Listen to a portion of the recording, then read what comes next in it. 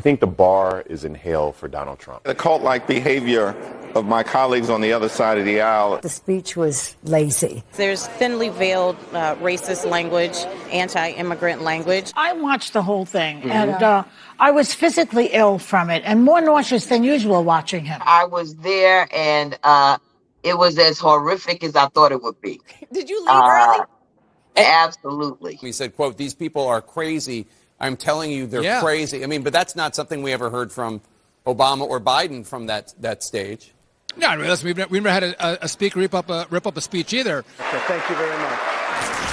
She did. That saying that people are illegal aliens, that really matters. We haven't used that term for so long. Now it's back in vogue. The president of the United States is aged. He's old. He's incompetent. His subjects and verbs, they fight often. He's not a great orator. I mean, there is nothing comparable to Barack Obama. There's nothing comparable to George W. Bush. There's nothing even comparable to Joe Biden in terms of oratory in what you saw tonight. Another term is Senate Minority Leader. I think you...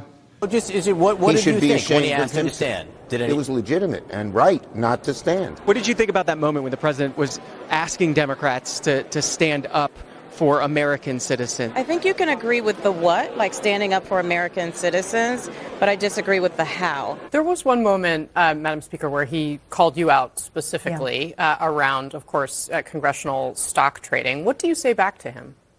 I say back to him, as that's what members said, look at your own self. Elizabeth Warren stood and applauded tonight when the president talked about it. Well, we all did. I did too. But the fact is, Donald Trump is killing Americans. People are tired of the National Guard in their cities, in their streets.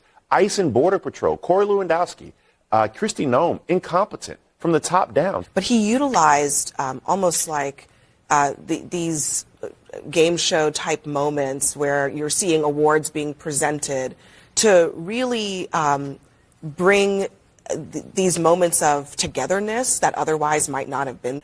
It's one thing to acknowledge patriotism and people getting well and everything when you have absolutely nothing to do with their courage or the rest, but you spend an hour and a half doing it. What is the state of the nation? I just want to take a moment here to explain. This is a poll of speech watchers, so it is not a poll that is reflective of the population overall. And what we know about people who tune in to State of the Union addresses, they tend to be fans of the president. These people are crazy.